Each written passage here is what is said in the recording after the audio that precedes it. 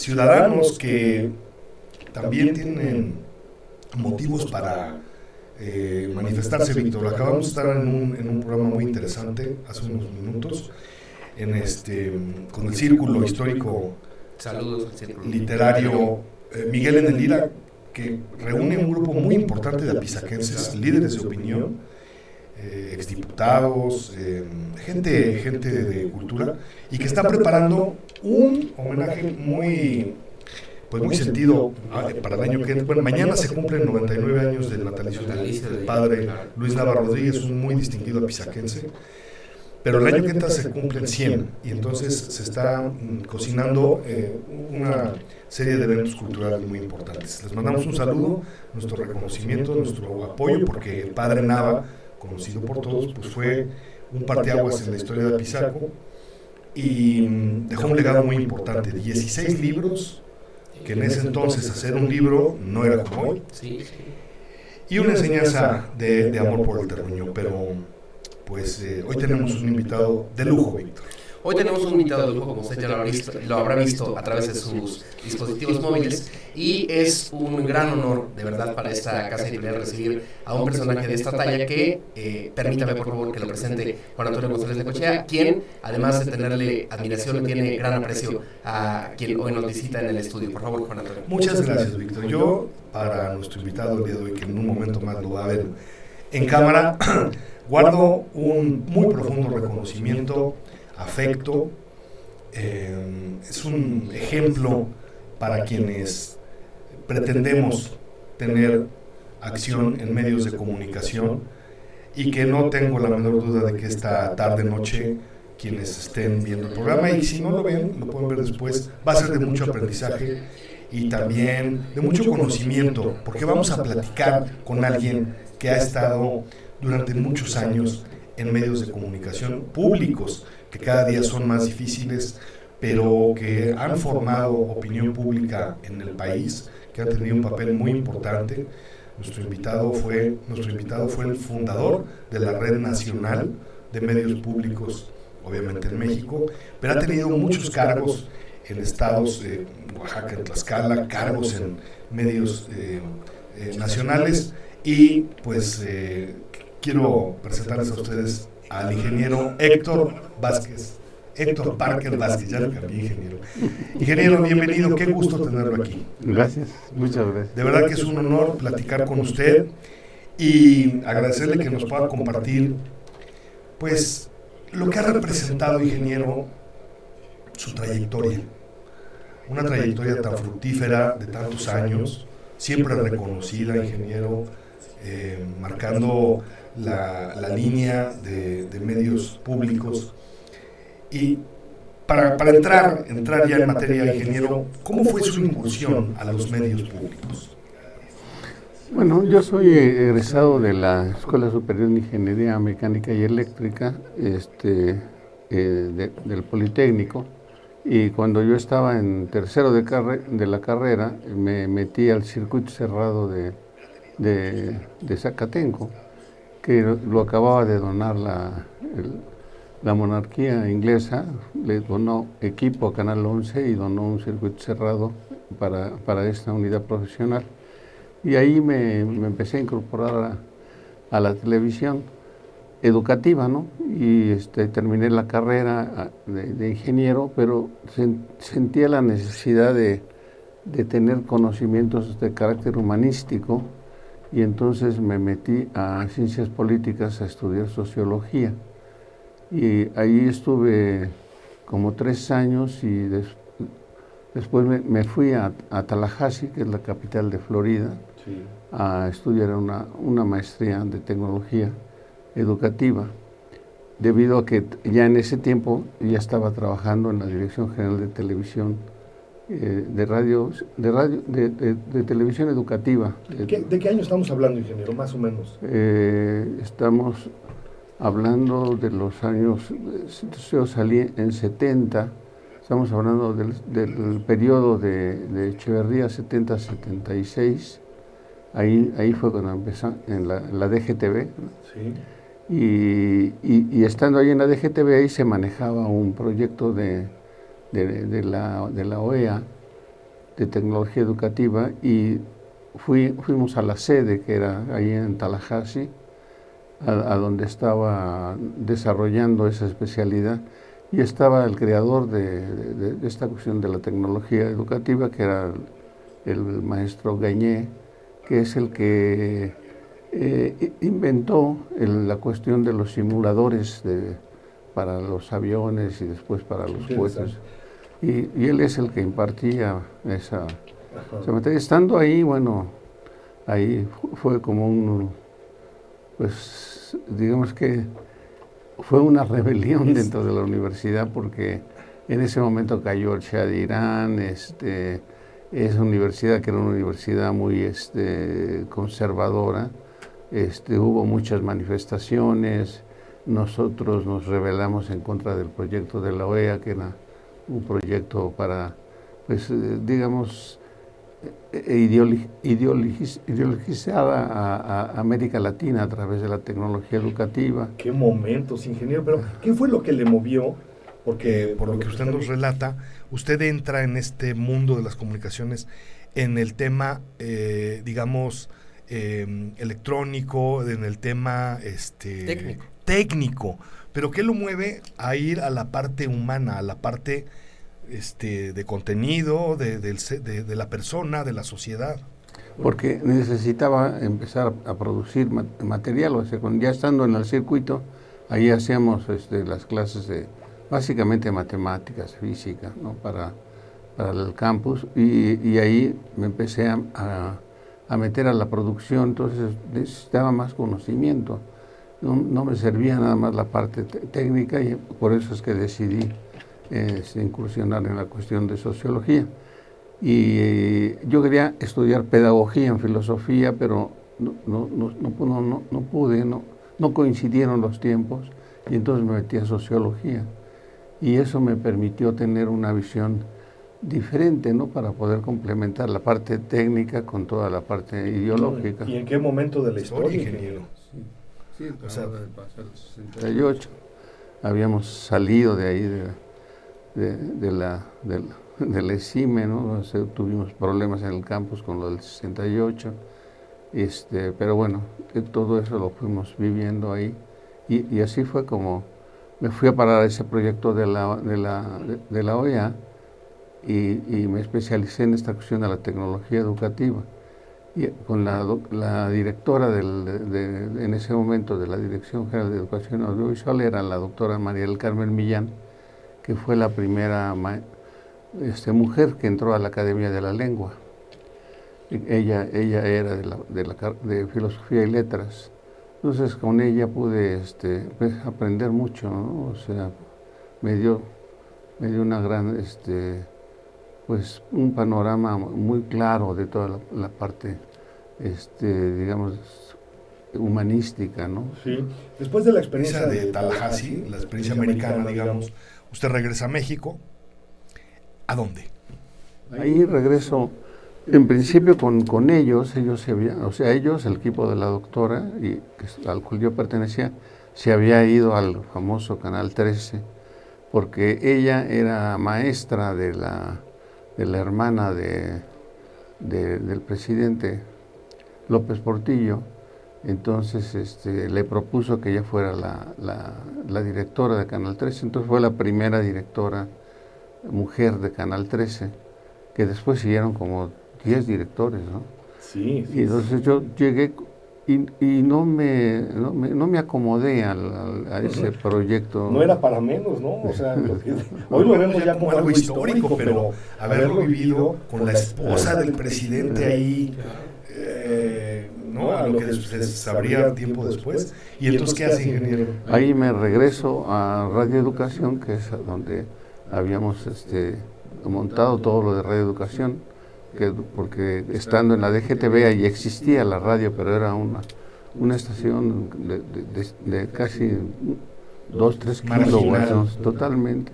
Y ahí la retomamos y la metimos con fuerza al cuadrante entre Radio Universidad y las estaciones comerciales, y logramos crear el concepto de Radio Educación. Entonces me regresé ahí a Radio Educación. En ese momento estaba Granados Chapa de director, pero tampoco me logré ya acomodar con él y me regresé al Politécnico a un proyecto también de ciencia y tecnología, y de ahí conocí, estando yo ahí, Pablo Marentes, que había salido de Canal 13 y lo nombraron director de Canal 11, me invitó para que yo fuera el director del circuito cerrado. Y ahí estuve como director del circuito cerrado. Después hice toda la parte técnica de la campaña de la Madrid, y ahí me nombraron director de Canal 11. Ingeniero, nos ve mucha gente joven, muchos incluso estudiantes de comunicación, o gente que oye nombres como de la Madrid o como López Portillo, y a lo mejor no conocen o no dimensionan el paso del tiempo, pero ya estamos hablando de mediados de los 80, ¿no? Con la Madrid, ya habría sucedido a lo mejor el terremoto. Pero yo le quiero preguntar, ingeniero, ¿en esos momentos se vislumbraba algún asomo de competencia entre medios públicos y privados? ¿O la línea era totalmente marcada? No. En ese momento Echeverría le había dado mucho impulso a los medios públicos, porque él compró el canal, su gobierno compró el Canal 13, y se creó Televisión de la República Mexicana. Le dio mucho impulso al medio público, y lo tomó López Portillo, ¿no? Con Margarita, su hermana. Crearon RTC y siguieron dándole impulso al Canal 13, y ahí fue cuando empezó esta como pugna en la cuestión comercial, porque ese era un canal del gobierno, pero que comercializaba, porque era un canal que tenía licencia para comercializar, y logró realmente empezar a quitarles audiencia en ese momento a Televisa, y ahí empezó la pugna de que no era posible que el gobierno tuviera canales comerciales, que eso era una cosa, pues no ilegal, pero no como antinatural, ¿no? Pero también cómo sostienen en un medio tan complejo, tan caro como es la televisión, porque viene el otro punto, el financiamiento público no alcanza, y es la realidad, no alcanza para los medios públicos, que están, en comparación con medios públicos europeos tipo BBC, años luz de ser lo que son en este país, ¿no, Héctor? Sí. Lo que pasa es que, mira, cuando nace esta cosa de la televisión, es prácticamente cuando se hace la ley de radio y televisión, en el 60 con López Mateos, y ahí se elige el modelo que va a tener el país. Ahí surge la división entre la televisión comercial y la televisión privada. Y bueno, finalmente eligen una cosa de las dos que pudieran existir, pero en los hechos lo que realmente el gobierno propició fue la televisión comercial. Entonces la televisión pública siempre era como una especie de apéndice, ¿no? Que ahí estaba, pero no estaba siendo bien utilizado, y la radio y la televisión comercial pues entendían y se manejaban directamente con la presidencia de la República. Entonces cuando viene lo del 68 y entra Echeverría, le da mucho impulso a la televisión y a la radio pública, y lo continúa de la Madrid, López Portillo, sigue López Portillo, él es el que sigue con su hermana dándole impulso a esto, y llega ahí como un momento, digamos, de crisis, ¿no? Lo agarra ya de la Madrid, y ahí con de la Madrid, allí ya había una clara, digamos, separación del tipo de, no solamente de radio y televisión, sino de país, en cuanto a que estaban ya yéndose a un modelo totalmente neoliberal, ¿no? Ya se vislumbraba, ¿verdad? Desde ahí ya estaban como marcadas las bases. Entonces se crearon unos institutos, un Instituto Mexicano de la Radio, el Instituto de la Televisión y de Cine, digamos, manejar esos medios, pero no había un apoyo así total o real, ¿no? Sino que seguía un apoyo muy fuerte de recursos con la radio y la televisión comercial. Entonces eso, ya estando Salinas en el gobierno, que en ese momento estaba en Hacienda y el que manejaba el dinero y todo eso, ya había una pugna así fuerte. Ahí lo voy a interrumpir, porque viene una pregunta que creo que es donde la historia tiene un parteaguas, ¿no, ingeniero? Que es cuando, como usted dice, ya el neoliberalismo privatizador, además de Salinas, que empieza a desincorporar todo, pues entre ellos están los medios. ¿Y qué sucede en ese entonces, ingeniero?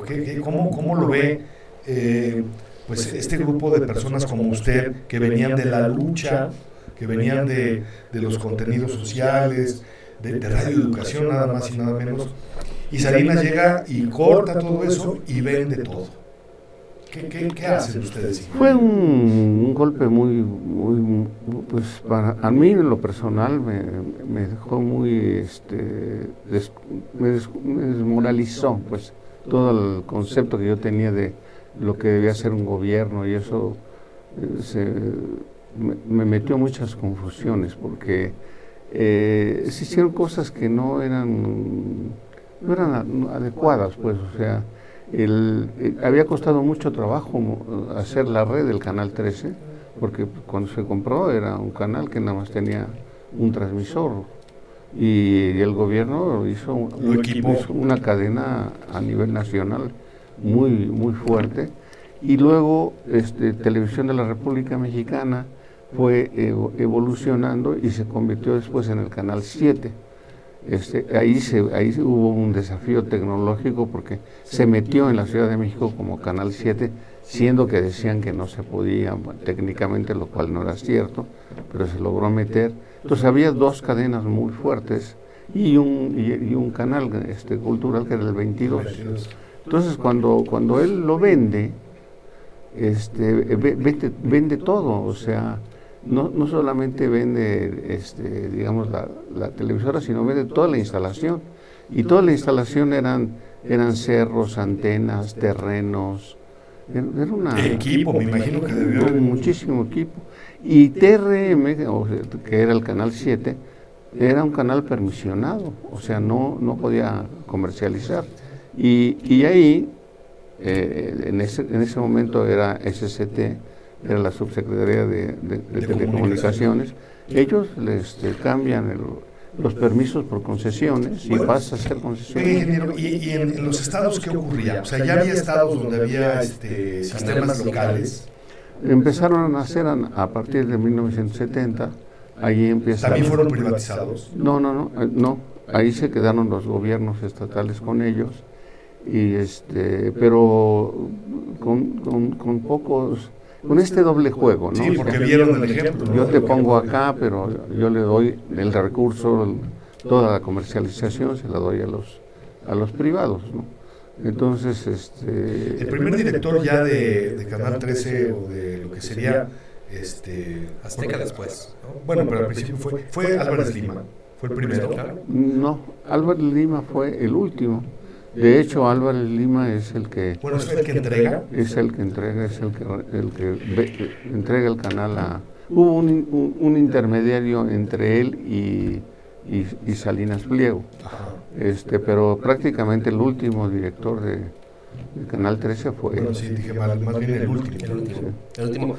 A ver, ¿qué pasa con las televisiones de los estados? Y se lo pregunto con todo el conocimiento de causa que sé que tiene usted, don Héctor, porque estuvo al frente de la televisión de Tlaxcala, que además, ahora que lo escucho, creo que entiendo mucho mejor por qué la política de abrir el medio público a la opinión pública, y se lo digo porque en el tiempo en el que usted estuvo se abrió el espacio y estaban nuestros compañeros América Montoya, estaba Víctor Tamayo, Tocayo, estaba Juan Luis Cruz, gente de La Jornada. Los espacios se abrieron, pero no solamente se abrieron a que llegaran periodistas externos, sino se abrió la crítica, y parece que era imposible que esto ocurriera cuando años antes hubo un gobernador que dijo, no, cerremos los programas de opinión porque los tlaxcaltecas no están listos para ello. Es esta visión la que lo acompaña a usted y la que plasma, al final de cuentas, en esos medios también. Sí, porque es producto de mi formación. O sea, como venía de la experiencia de Radio Educación y después del propio Canal 11, pues ahí lo que hacíamos era eso. O sea, estábamos claros de que estos medios tenían que servirle a la gente, ¿no? Y que la gente pudiera participar. No lo logramos del todo, o sea, cada vez nosotros queríamos abrir todavía más, que la gente pudiera participar en los programas para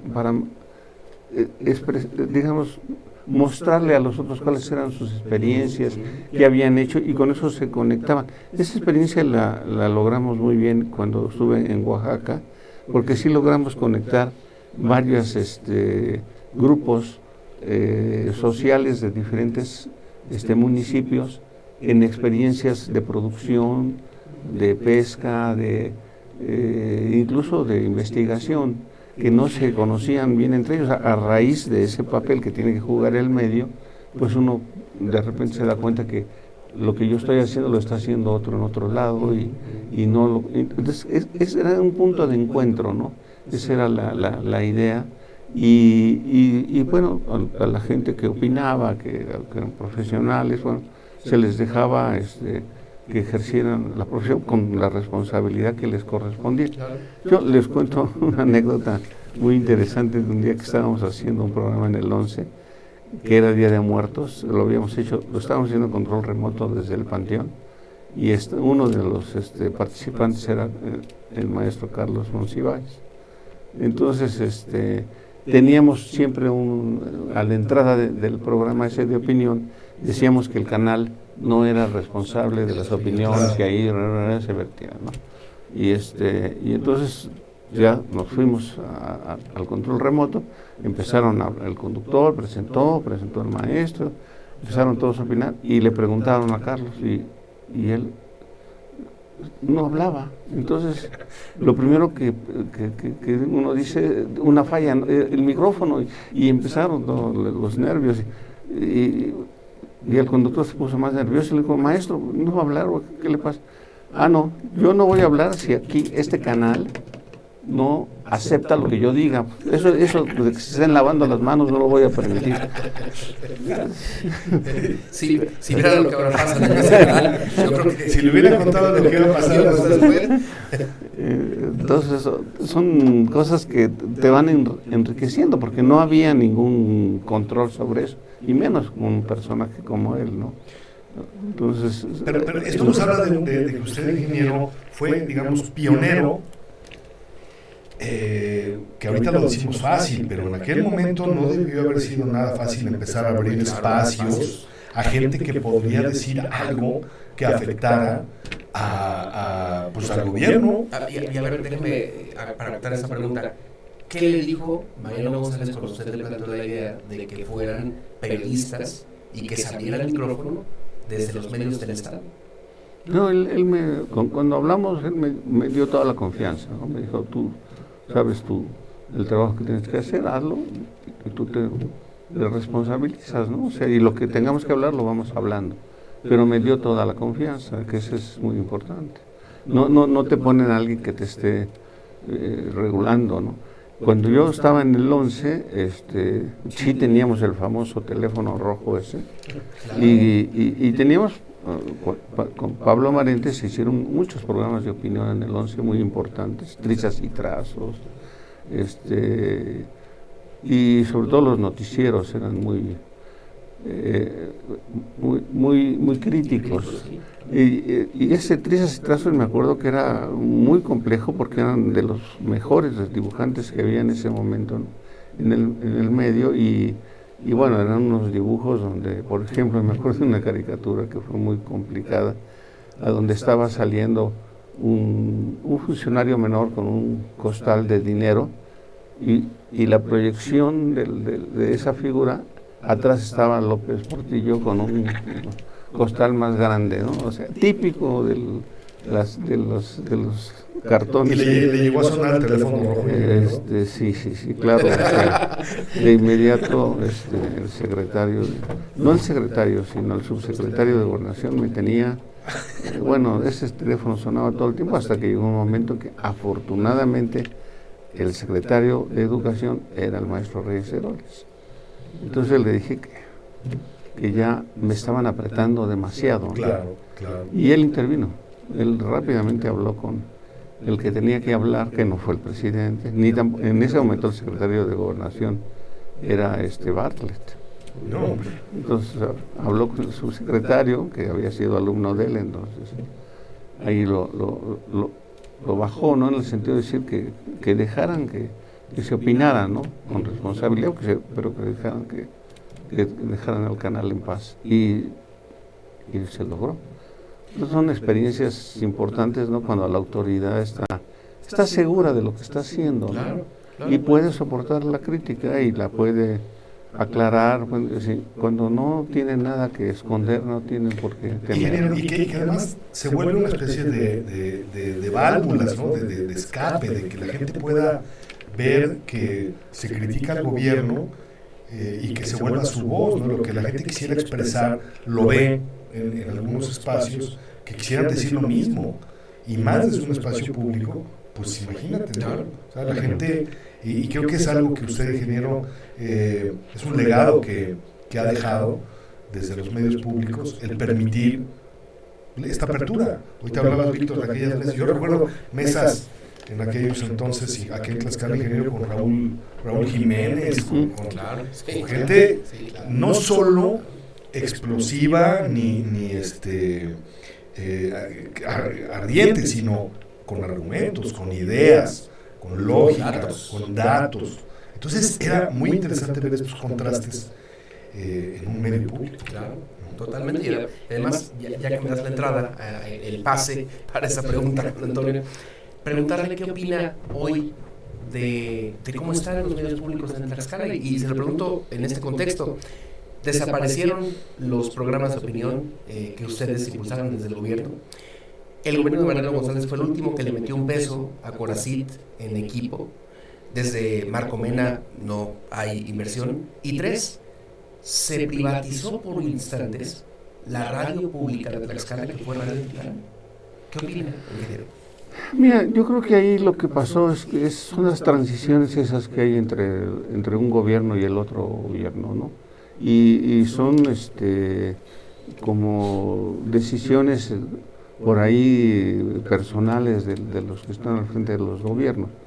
El que tomó la decisión de que Corazit no siguiera operando de la misma manera y pasara a comunicación social fue Marco Mena. Él fue el que decidió que eso se iba a comunicación social. Entonces, cuando tú tienes una radio y una televisión como director de comunicación social, pues te cambia todo, ¿no? Porque tu función como director de comunicación social es trabajar la imagen del gobierno, del gobernador, de los funcionarios. Y no vas a tener una radio y televisión que esté cuestionando, ¿no? Por eso es que hay un director de estos medios separado, ¿no?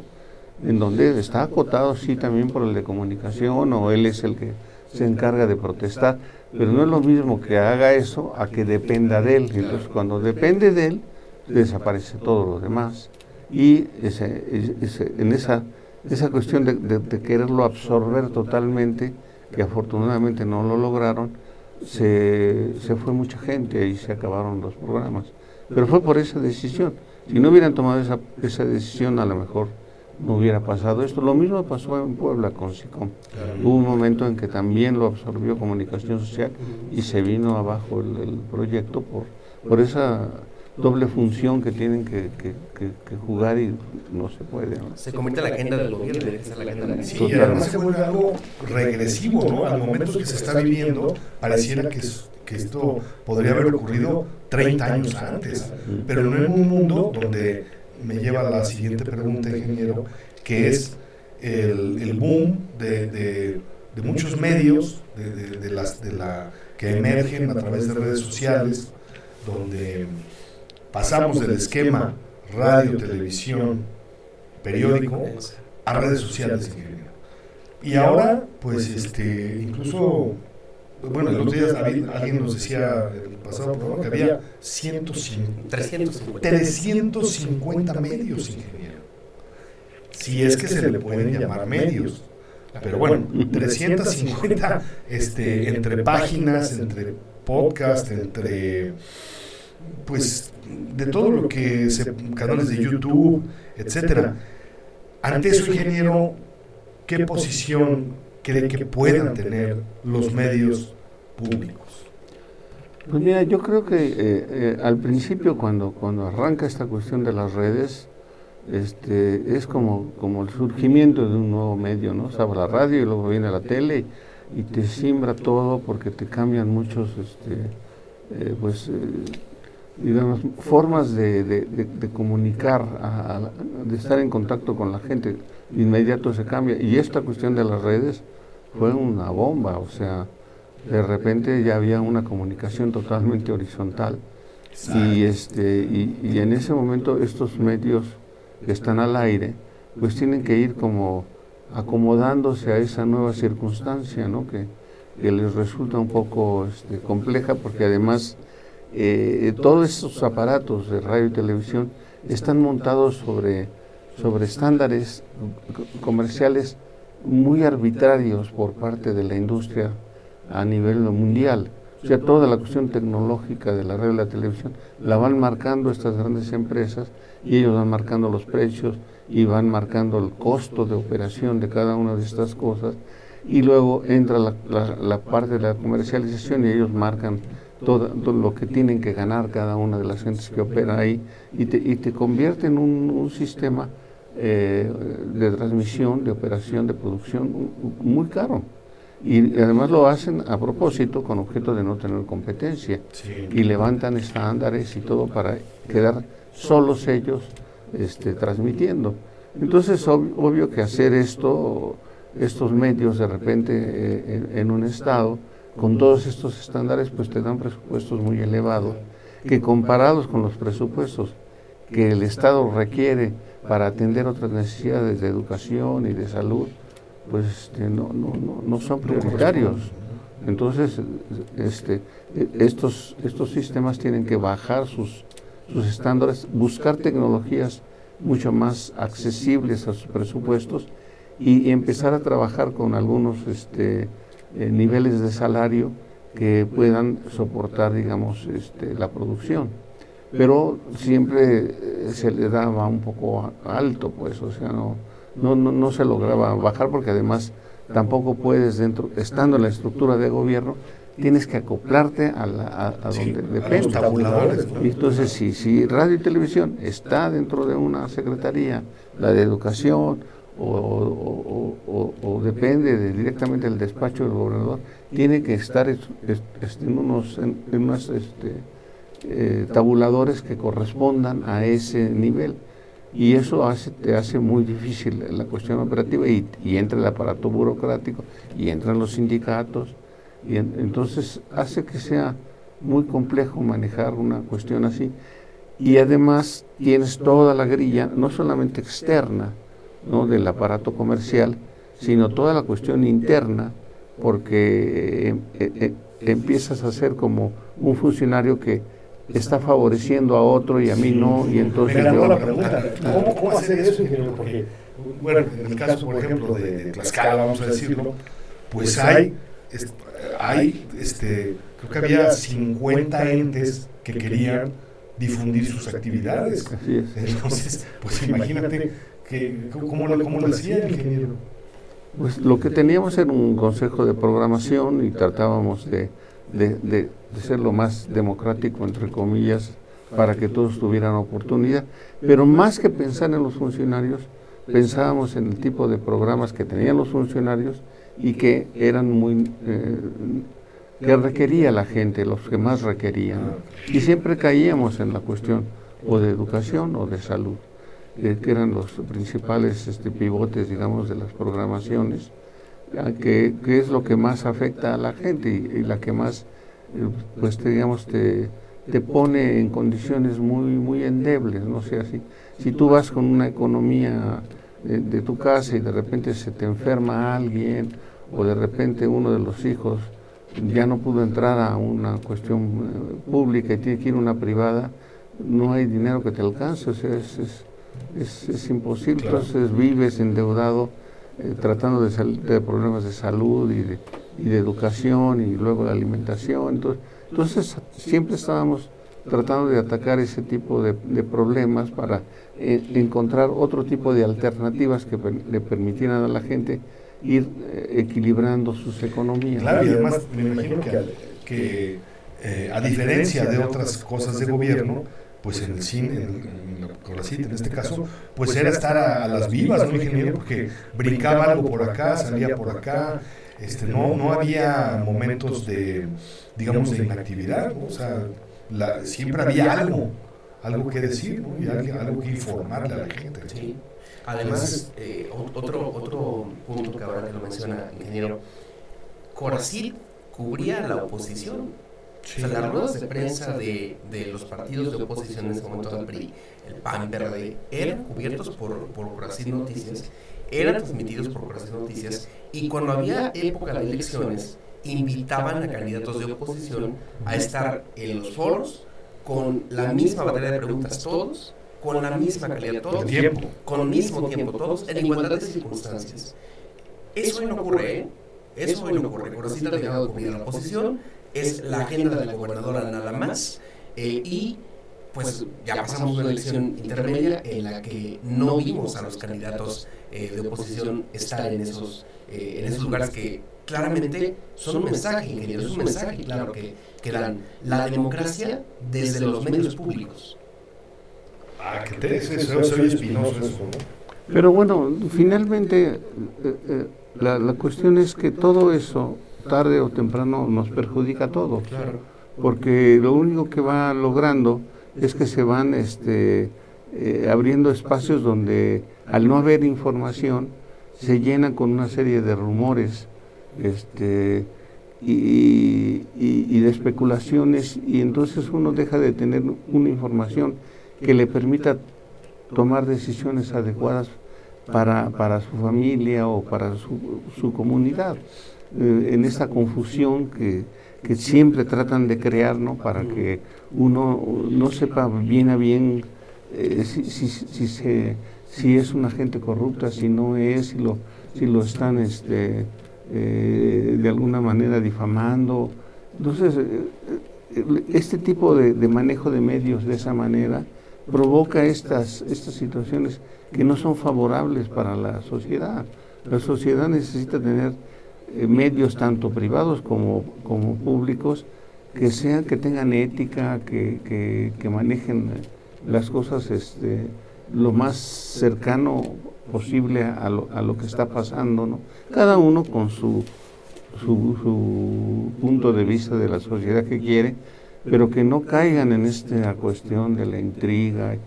Sin embargo, esto es lo que más vende, ¿no? Es lo que más, entonces uno cae en ese círculo vicioso que finalmente nos daña a todos, ¿no? Porque se crean grandes confusiones, incluso con esta cosa ahora que nos agobia tanto del narcotráfico, ¿no?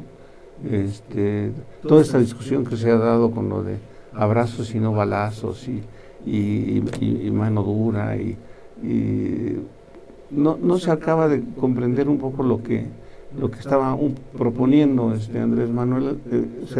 Cuando él hablaba de abrazos a los jóvenes, no a los delincuentes, sino a apapachar a los jóvenes para que no caigan en manos de la delincuencia, ¿no? Pero obviamente, como eso no se transmitía de una manera así clara, entonces y afectaba muchos intereses, no solamente nacionales sino internacionales. Ahí está el problema con la DEA. Pues siempre entra el medio a revolverte todas estas cosas que si fuera un platillo no tiene un sabor muy desagradable, ¿no? O sea, y digestivamente te deja muy mal, ¿no? Ingeniero, ¿cuál es su opinión de este esquema que inauguró el presidente López Obrador y que ahora es continuado por la presidenta Claudia, de las mañaneras, de este formato, ingeniero, de poner a la última instancia del gobierno, que es el presidente de la República, todos los días, por las horas que quiera, a recibir todo, de todo. Creo que esto es digamos, mediáticamente correcto, ingeniero. Mira, esa experiencia de las mañaneras es un producto de la experiencia política de Andrés Manuel. O sea, porque, y a mí me consta, yo fui director de varios sistemas y cada vez que iban a las campañas con el PRD y demás, no había la cuestión de no darles espacios. Entonces, Andrés Manuel siempre lo estaban rechazando de la mayoría de los lugares, no tenía espacios para promoverse. Entonces, él agarró esta cuestión de saber que no contaba con estos y no les tenía confianza. Y entonces él empezó a dar sus conferencias y a manejarlas, y ahí un poco él fue aprendiendo a lo largo del tiempo a manejarla con más habilidad, la cuestión de la transmisión de las ideas y los interlocutores con los periodistas. Y cuando él asume ya la presidencia, él lo que hace es que toma una decisión fuerte en esta cosa de que vamos a tener un gobierno más austero. Él decide desaparecer todas las direcciones generales de comunicación social de las secretarías de Estado. ¿Y marca la agenda él? Y las baja a nivel de departamento, además de quitarles la posibilidad de que los secretarios míos estén dándoles dinero a la iniciativa privada y promoviendo su imagen. De esa manera él centraliza un poco más la cuestión de la comunicación y le quita el recurso que le daba a los medios el micrófono, que son muchísimo, y crea esta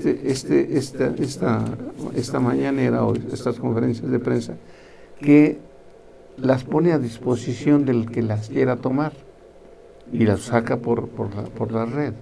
O sea, no se la da a ningún medio, ni público ni privado, sino que él la genera con la propia infraestructura de un equipo que se llama Sepropie, que es un equipo que produce para la presidencia, y con eso él va generando su propio programa, un gran éxito, que lo pone a disposición de los que quieran, y corta la cuestión de dar entrevistas a ninguno de los periodistas.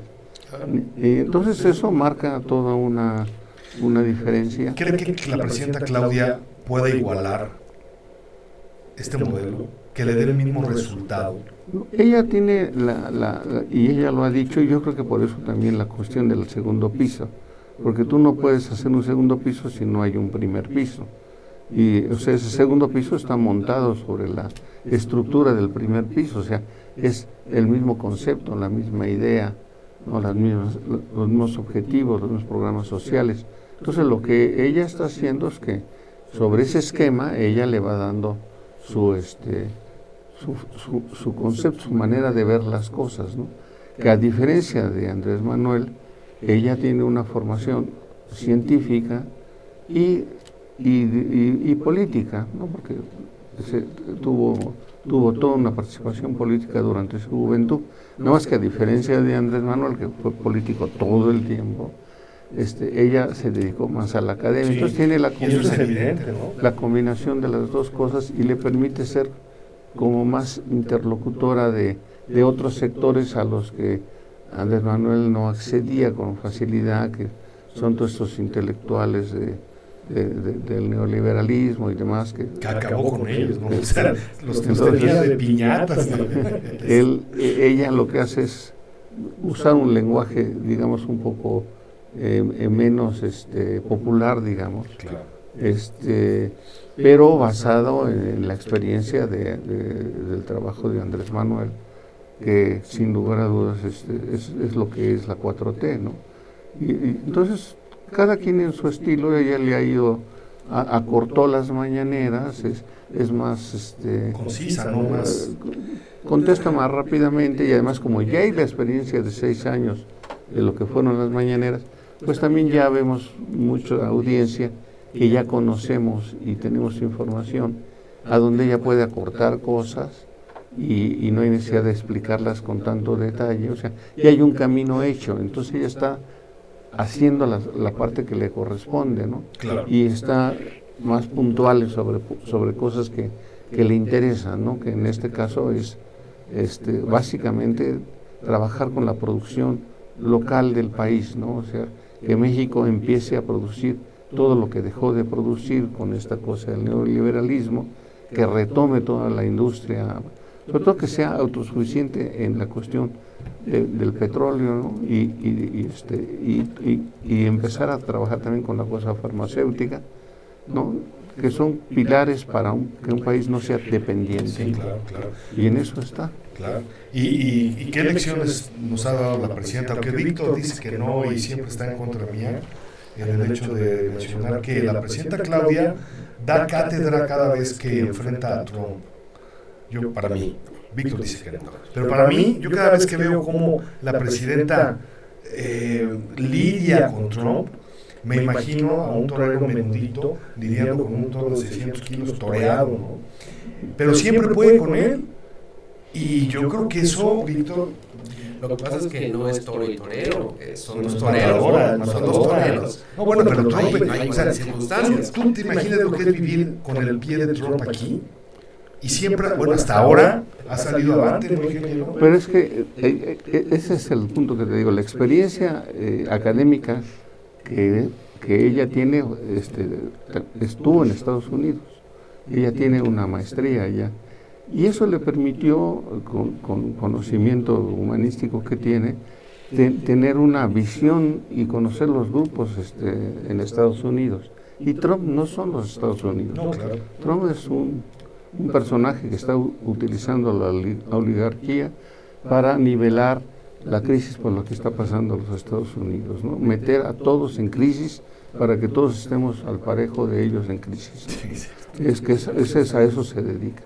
Entonces, como ella tiene una visión panorámica de eso, la puede manejar a través de los diferentes grupos de los Estados Unidos, que sabe cómo piensan y cómo actúan y quiénes son, y por eso puede manejar la relación con él. No se enfrasca en una cuestión una gran personal. destreza política, que es con la que Víctor no está de acuerdo. Con conocimiento, digamos. Conocimiento.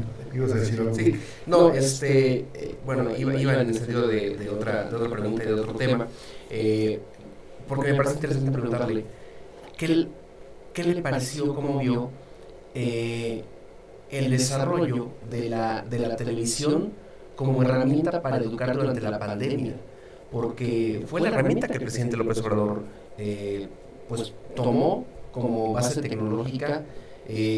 Ya me imagino hacer tantos guiones, tantos programas, tantos contenidos para tantos grados. ¿Cómo vio esta implementación, ingeniero? Pues mira, no fue algo nuevo, porque si se acordarán, cuando hubo una huelga en la UNAM, ahí se recurrió a las televisoras para poder dar clases por televisión, que fue también una cosa muy criticada porque era estar saboteando la huelga, ¿no? Pero ahí se implementó toda esta cuestión de apoyar al aparato académico de la universidad, sacar a los estudiantes adelante, ¿no?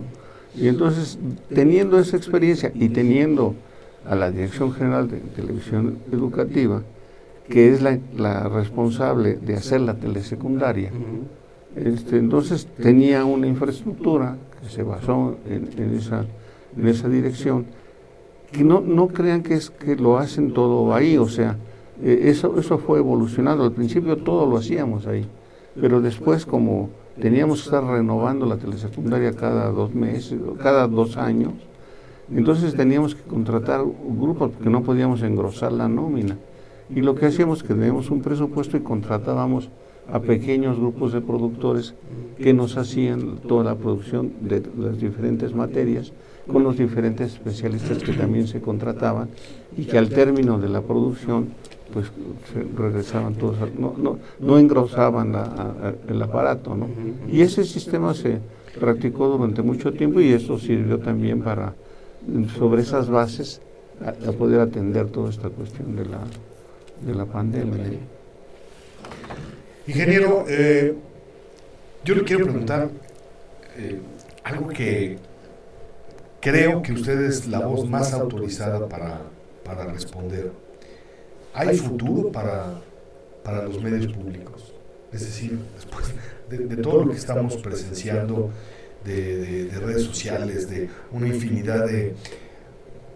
Platicábamos hace unos programas atrás, ingeniero, que antes cambiaba uno el control de la televisión, llegaba hasta el 13 y la tele se acababa a las 12 y adiós.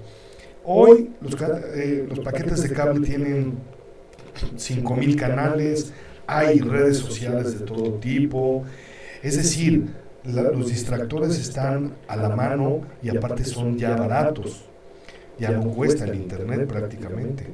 Ante todo esto, ingeniero, ¿los medios públicos van a sobrevivir? Pues mira, tienen una función fundamental que es encargarse de darnos a todos los elementos para poder manejar este cúmulo de información. O sea, ellos son uno de los, digamos, es una de sus funciones principales. Ellos tienen que estar, digamos, su principal preocupación tiene que ser la gente. Y si a la gente se le está bombardeando con toda esta información, ¿qué hacemos ante esto? O sea, evidentemente hay especialistas que nos pueden ayudar a discriminar la información, a ver cuáles son las tendencias y a ir, pues digamos, especializándonos un poco más. Por ejemplo, yo te diría, hay mucha necesidad de tener información sobre la cuestión económica. Es importante, o sea, y esa es parte de la función de los medios públicos, darte elementos que te permitan entender el papel de cada una de estas grandes organizaciones que te califican tu economía o que te dan un préstamo o cómo te mantienen, ¿no? Con el pie arriba por toda la cuestión de la deuda, ¿no?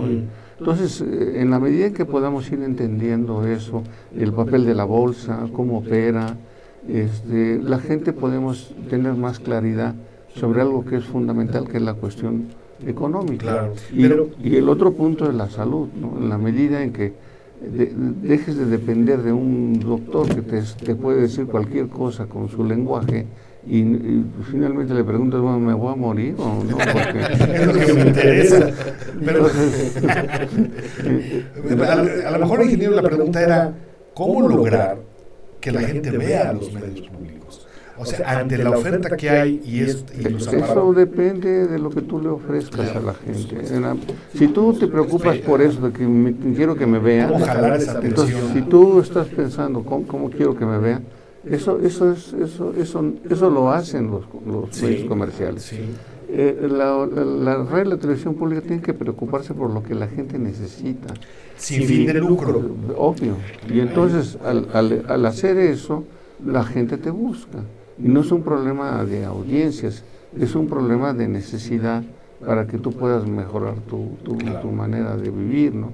Y esa es la función del medio público. Entonces, el medio público siempre va a existir si está preocupado por la gente, claro. pero no para explotarla, manipularla, venderle, sino para darle elementos que le permitan atender todas estas novedades tecnológicas que nos invaden día a día. Y regresamos al inicio de la conversación, lo que usted dijo, ingeniero, regresar al fin primario de los medios, que es atender a las personas. Así es. Pero hoy parecía que eso en los medios públicos no pasa.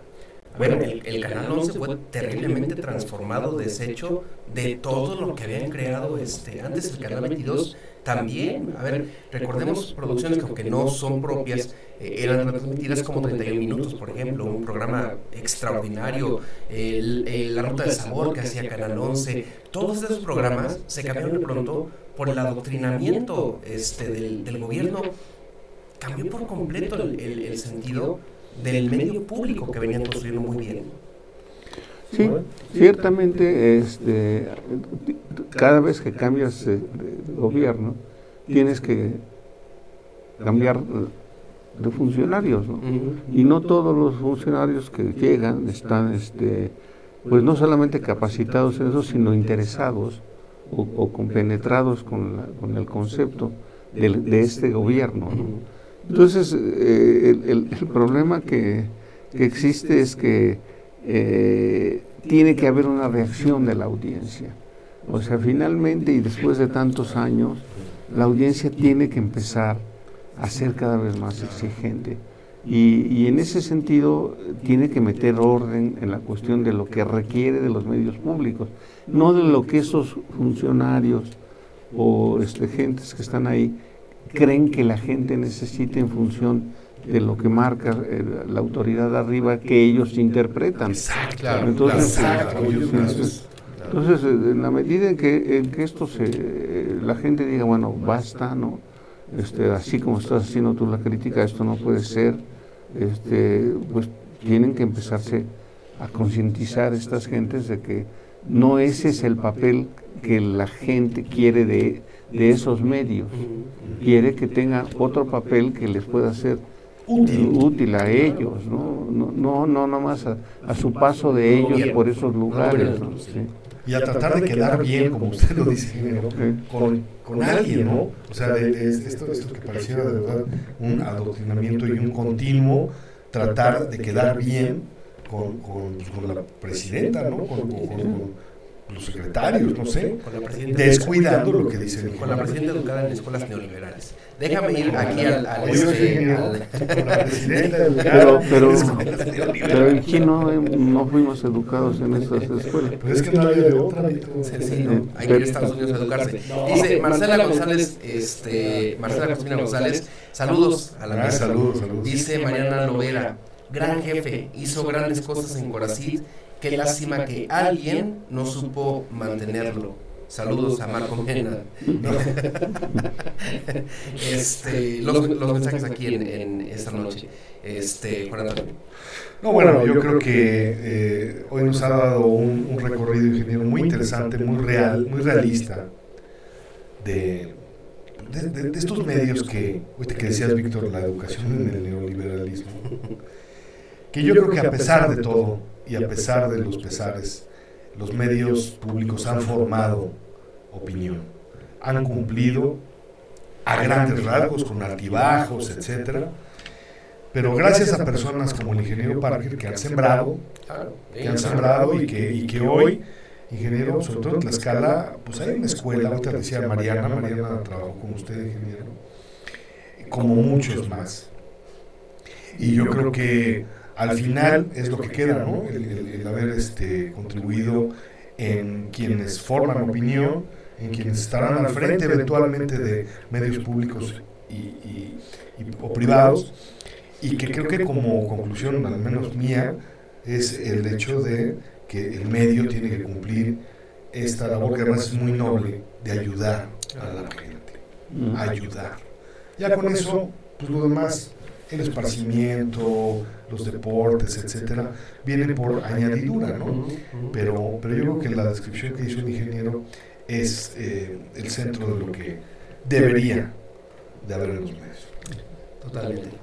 Pues, ingeniero, agradecerle, por supuesto, que haya aceptado esta entrevista con nosotros. Es un honor para esta casa editorial tenerlo aquí, porque es usted, además de los precursores de la radio educativa en el país, no solamente de los medios públicos en Tlaxcala, y seguramente esta entrevista quedará ahí para la historia, para quien quiera conocer un poco más de cómo han sido estos procesos. Gracias, ingeniero, por haber estado con nosotros esta noche. Gracias a ustedes. Un honor tenerlo aquí, ingeniero. Muchas gracias. Parker. Gracias. Muchas gracias. Gracias, y gracias también a usted por acompañarnos a través de plataforma 3.mx. Se nos fue muy rápido esta hora. Si le gustó, comparta el contenido. Está ya también en YouTube, donde lo puede consultar con la calidad que usted ya conoce de plataforma 3.mx. Gracias, que tenga usted una buena noche. Nos vemos el miércoles, invitada sorpresa.